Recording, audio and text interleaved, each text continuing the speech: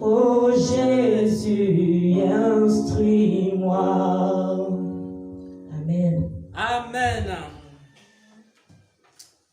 C'est une joie, un honneur et un privilège de partager cet enseignement qui pour moi est l'un des plus grands enseignements en ce qui concerne ma vie et en ce qui concerne mon ministère. Ce sont des clés que le Seigneur m'a données dans le secret afin de réussir dans ma vie chrétienne, afin de réussir également dans le ministère. J'aimerais partager ces clés avec l'ensemble du corps de Christ, avec tous les chrétiens et les chrétiennes qui se posent des questions concernant la vie chrétienne, concernant l'œuvre de Dieu et qui ne savent pas comment faire pour accomplir les œuvres que le Seigneur leur a données. Tu es chrétien, tu fais face à une situation. Peut-être le péché domine ta vie et tu ne sais pas comment faire pour vaincre le péché. Mon frère, tu as essayé par ta force, tu as essayé par ta capacité, tu as essayé par des méthodes. On t'a donné les 10 secrets pour vaincre le péché. Tu as pratiqué les 10 clés. Tu n'as pas toujours vaincu le péché. On t'a encore enseigné les 3 lois pour triompher du péché et tu as appliqué les 3 lois pour triompher du péché, mais jusque-là, tu es encore esclave du péché. Qu'est-ce qu'on t'a encore enseigné? On t'a enseigné des différentes manières pour triompher des forces du mal et des esprits qui te poussent à commettre les péchés et les abominations. Tu as utilisé ces manières, tu as utilisé ces méthodes, mais le péché continue à dominer dans ta vie. Alors, il faut écouter cet enseignement. Alors, il faut écouter cette parole. Alors, il faut écouter ce message. Ce message s'intitule « Les secrets de la grâce de Dieu ». Parce que, comme tu as essayé les techniques, comme tu as essayé les méthodes, comme tu as essayé également les manières et les différentes clés qu'on t'a données, alors je vais te donner une clé. Cette clé s'appelle la grâce de Dieu. Bien-aimé, peuple de Dieu, enfant de Dieu, ce que tu n'as pas été capable de faire par tes propres capacités, par tes propres efforts, par ta propre force, par ton intelligence, par ta sagesse, il y a quelque chose qui est réservé pour les incapables, pour les personnes qui sont faibles, pour les personnes qui n'ont pas de capacité, qui n'ont pas d'intelligence, qui n'ont pas de sagesse, qui ne connaissent pas prêcher, qui ne connaissent pas enseigner, qui ne savent pas comment faire pour s'en sortir dans la vie. Cette chose-là, elle s'appelle la grâce. Amen. Bien-aimé, il y a de cela quelques jours, le Seigneur m'a donné une révélation. Avant de partager la parole des Écritures qui concerne la grâce de Dieu, je vais partager avec vous une révélation. Il y a de cela quelques jours, le Seigneur m'a donné une révélation.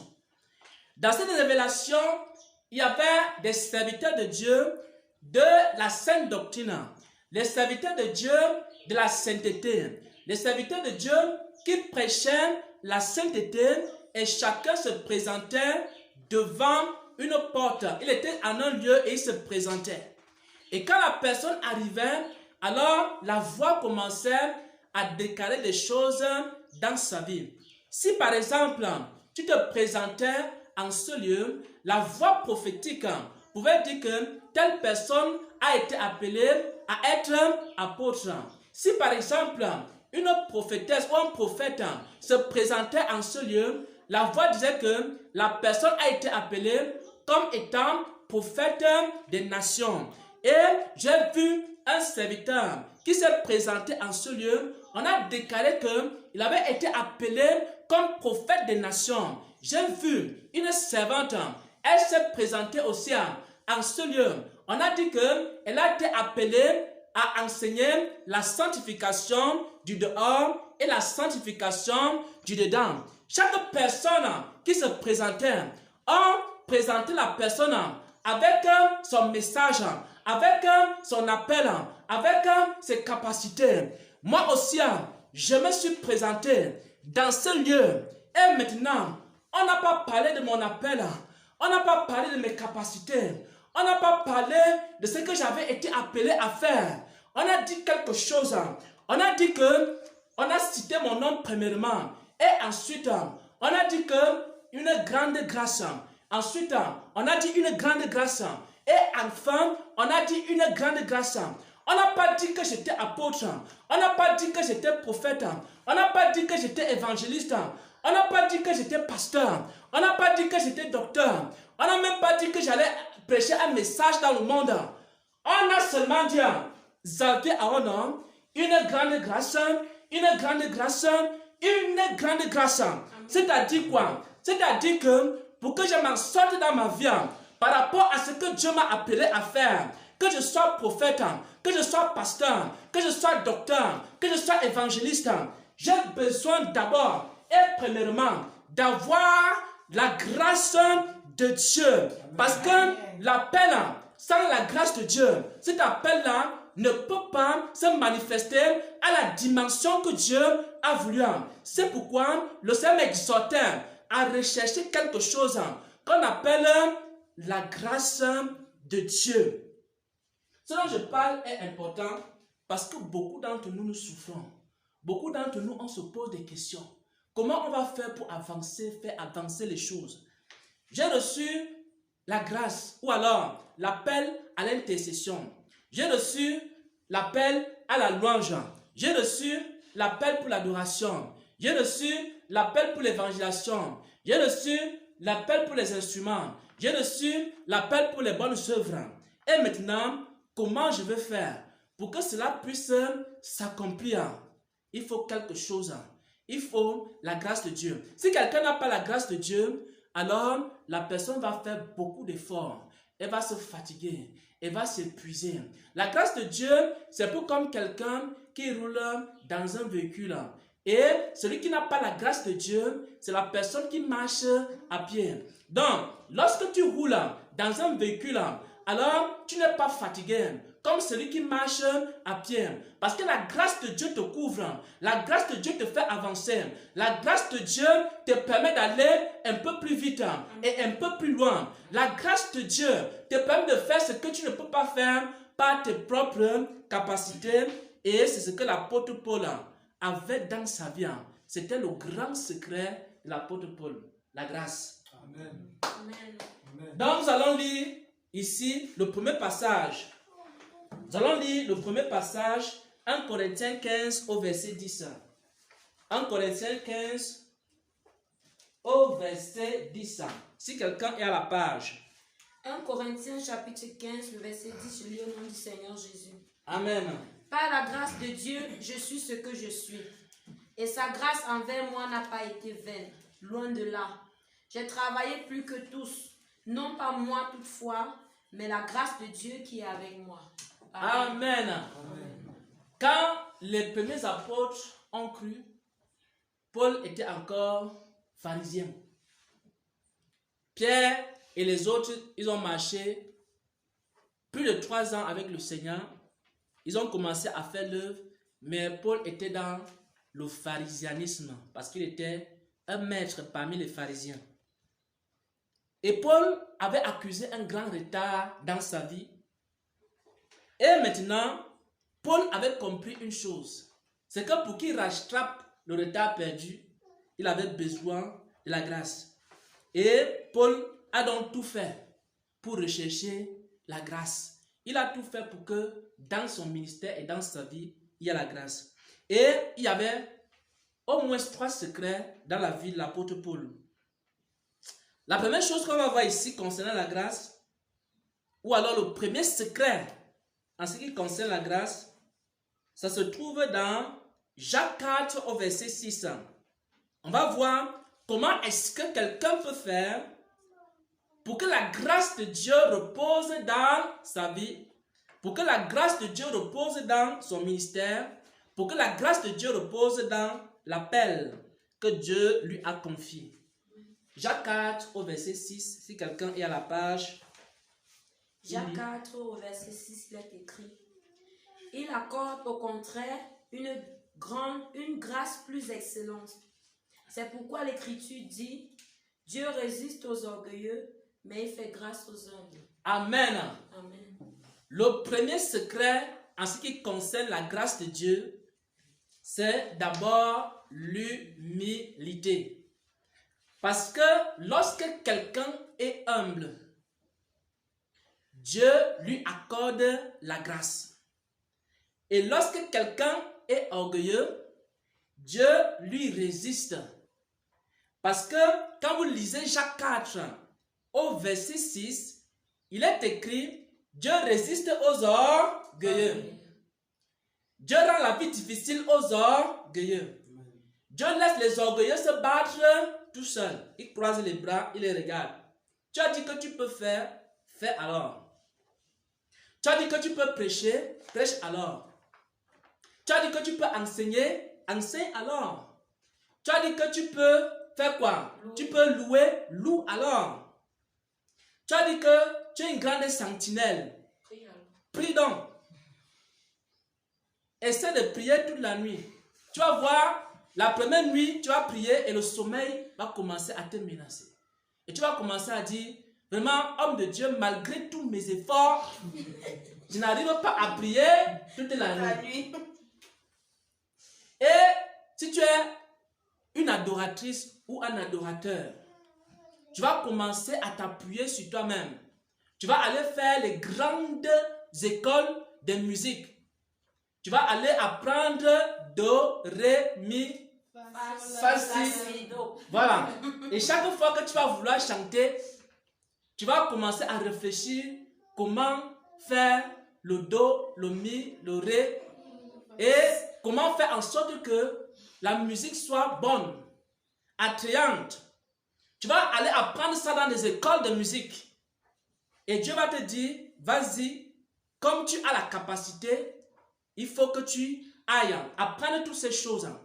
Mais celui qui a la grâce de Dieu, lorsqu'il va prendre le micro, n'ayant pas appris toutes ces choses, c'est la grâce de Dieu qui va venir simplement et il va commencer simplement à ouvrir sa bouche.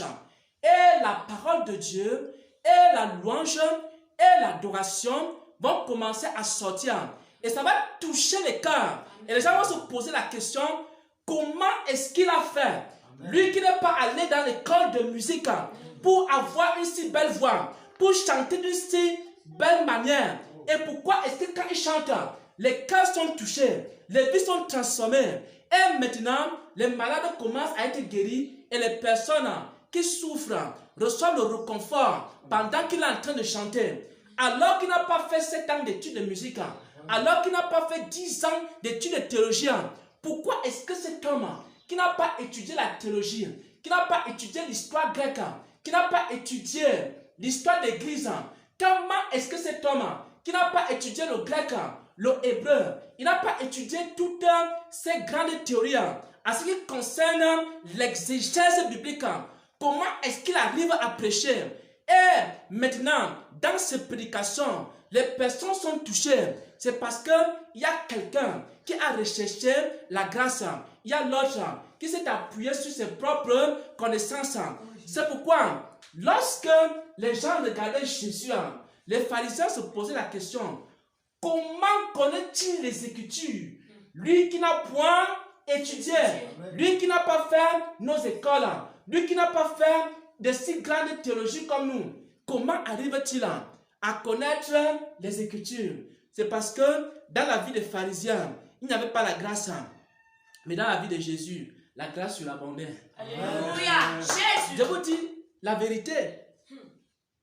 Vous avez le choix entre emprunter le chemin de la grâce ou alors emprunter le chemin des orgueilleux. Et Dieu résiste aux orgueilleux parce que celui qui agit avec la grâce, il agit plus efficacement que celui qui s'appuie sur lui-même. Je vous dis la vérité. Amen. Avec la grâce de Dieu, tu peux faire en un jour ce que quelqu'un va faire en un an avec ses propres moyens et ses propres capacités. Et c'est pour ça que quand tu es orgueilleux, Dieu va te résister. Et quand tu es humble, alors Dieu va t'accorder sa grâce.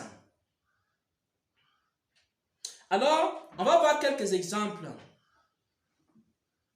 Lorsque quelqu'un commence à compter sur lui-même pour prier, alors la prière à un moment donné va devenir difficile. Et quand la prière devient difficile, ça veut dire que Dieu est en train de résister. Lorsque quelqu'un compte sur lui-même pour se sanctifier, vous allez vous rendre compte que sa vie de sanctification va commencer à devenir difficile.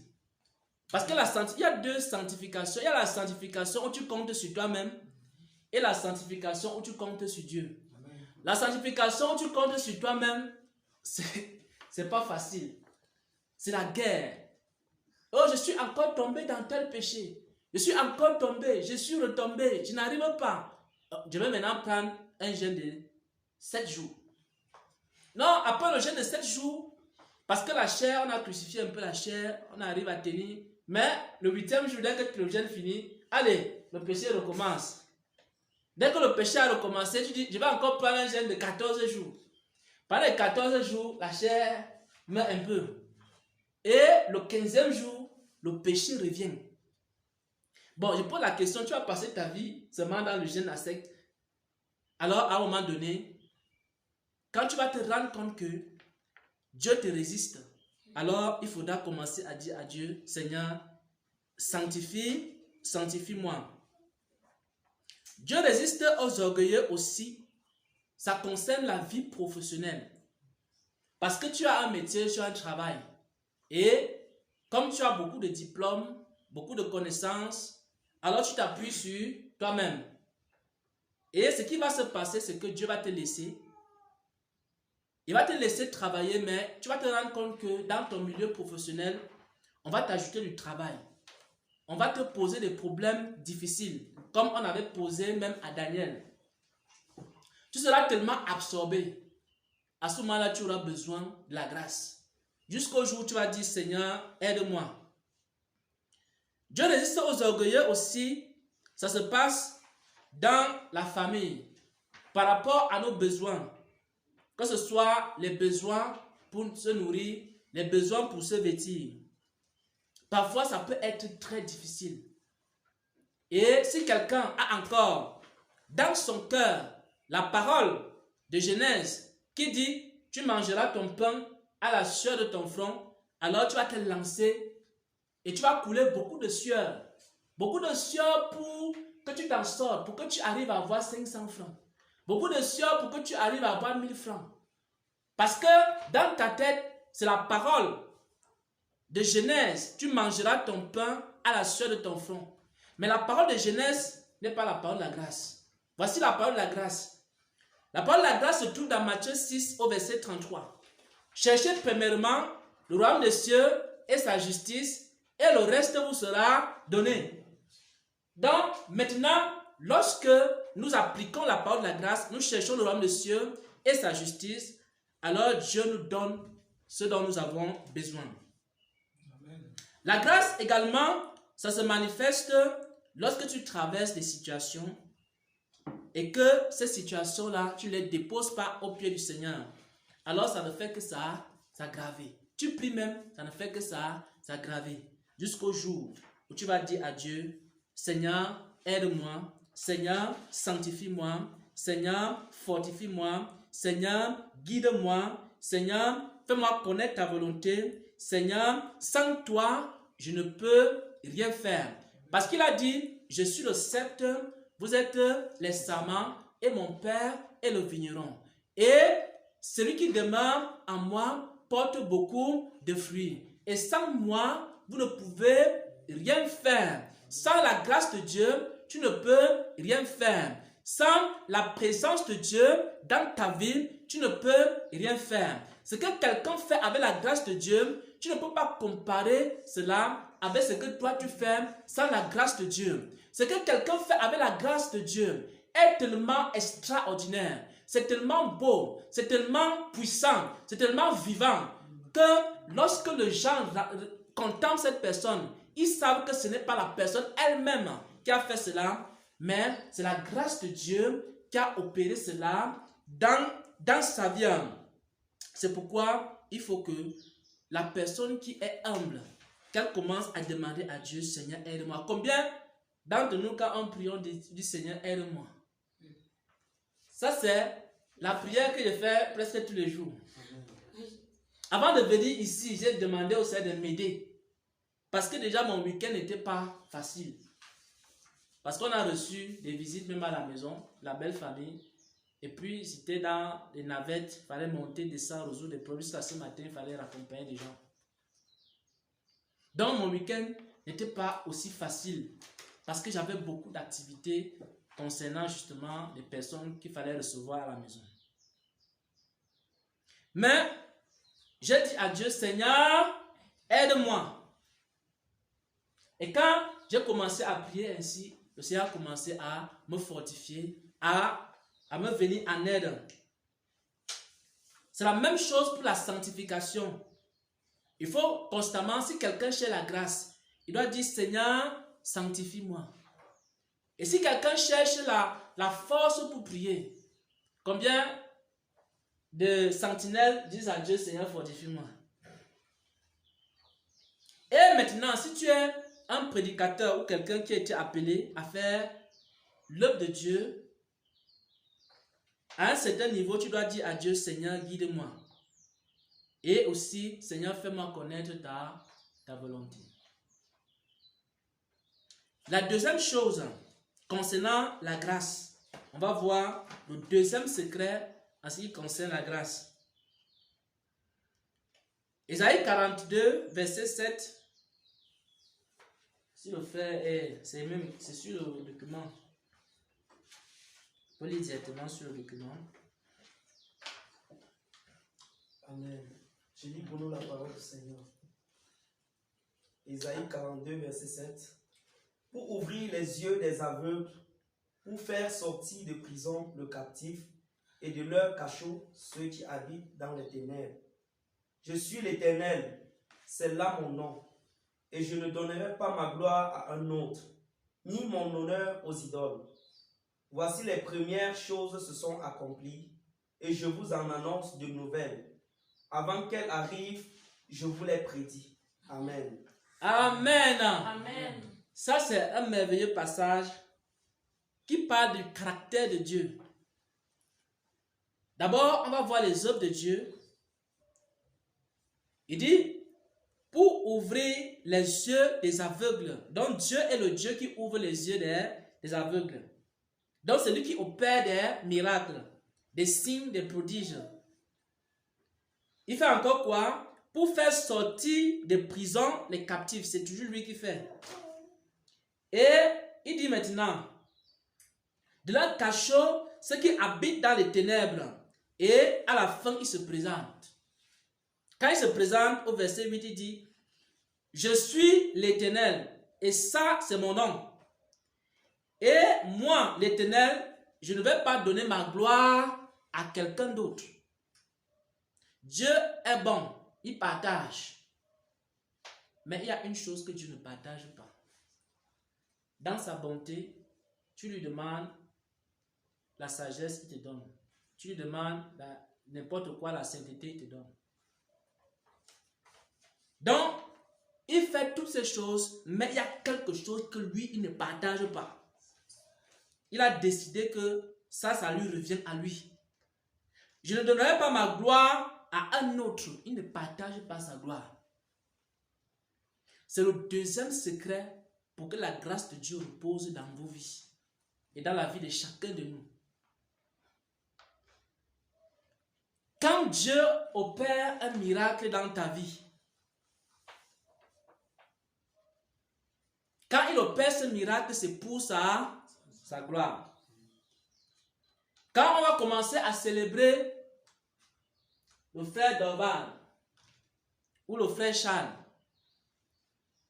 il faut que le frère Charles donne la gloire à Dieu. Sinon, la grâce va s'arrêter. Ça, c'est comme ça que plusieurs serviteurs de Dieu sont morts.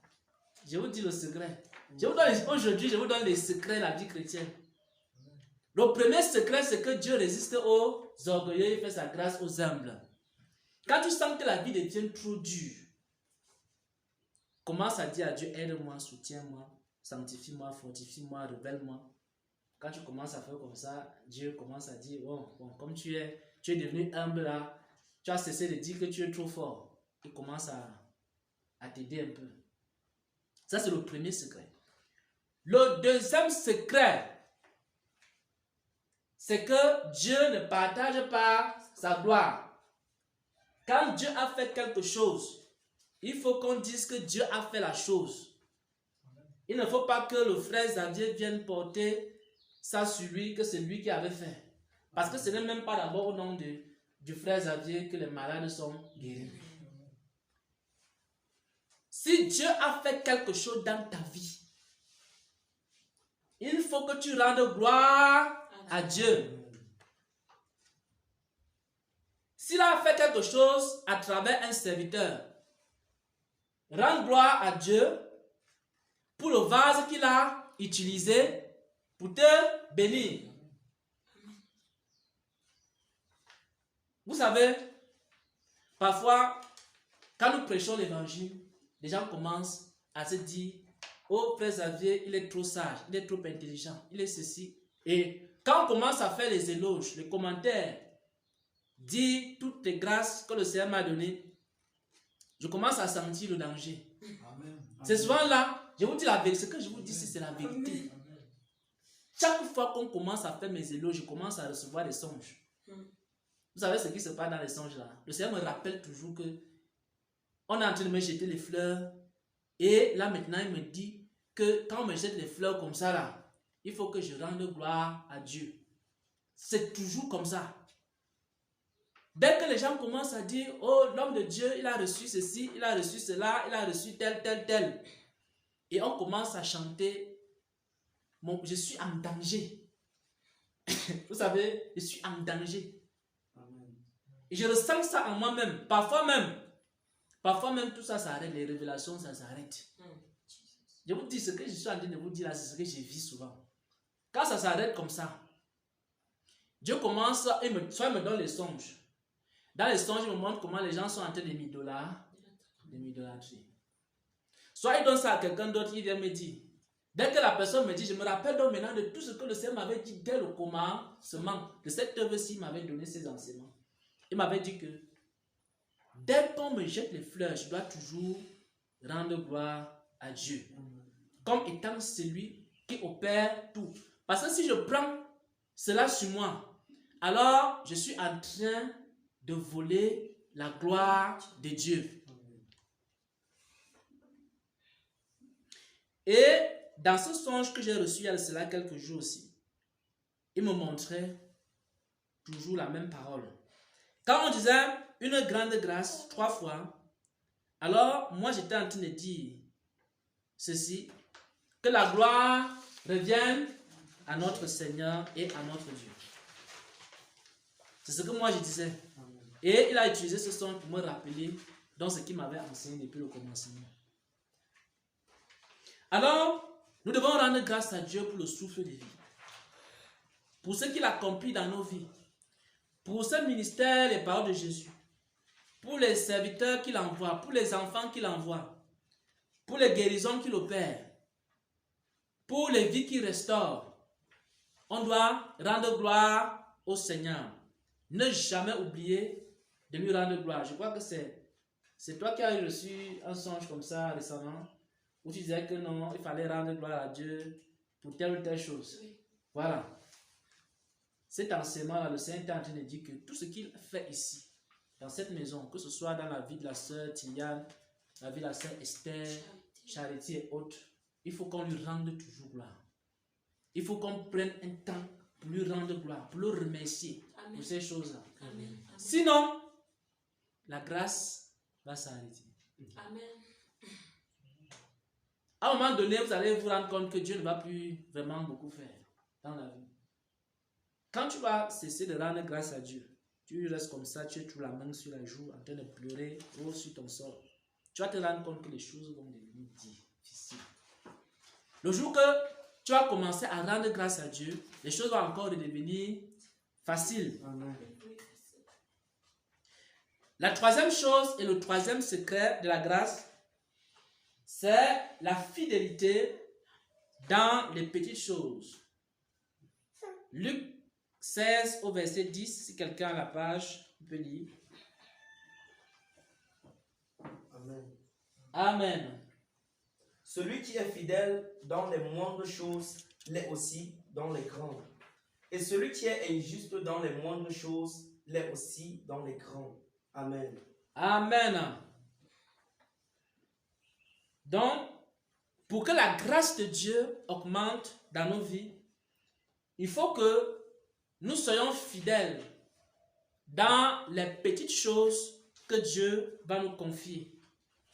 Les petites responsabilités que Dieu va nous donner. Je sais que tout le monde veut commencer l'œuvre de Dieu au sommet. Et quand Dieu te dit qu'il faut laver le sol, tu trouves que c'est trop petit pour toi. Et que toi, tu vas seulement commencer avec les grandes campagnes d'évangélisation. Voyez un peu. Les grands apôtres qui ont fait le ministère après Jésus, c'était parfois juste des personnes qui portaient le sac de Jésus. Jésus les a appelés, ils allaient partout, ils portaient juste son sac, ils l'écoutaient. Mais c'est au fur et à mesure que le Seigneur a commencé à leur confier des petites missions. Et quand vous venez dans la maison de Dieu, le Seigneur va commencer à vous confier des petites tâches, des petites missions, des petites choses à faire. Un petit cantique à chanter. Quand tu vas bien chanter le cantique, Dieu va te donner 2 autres cantiques.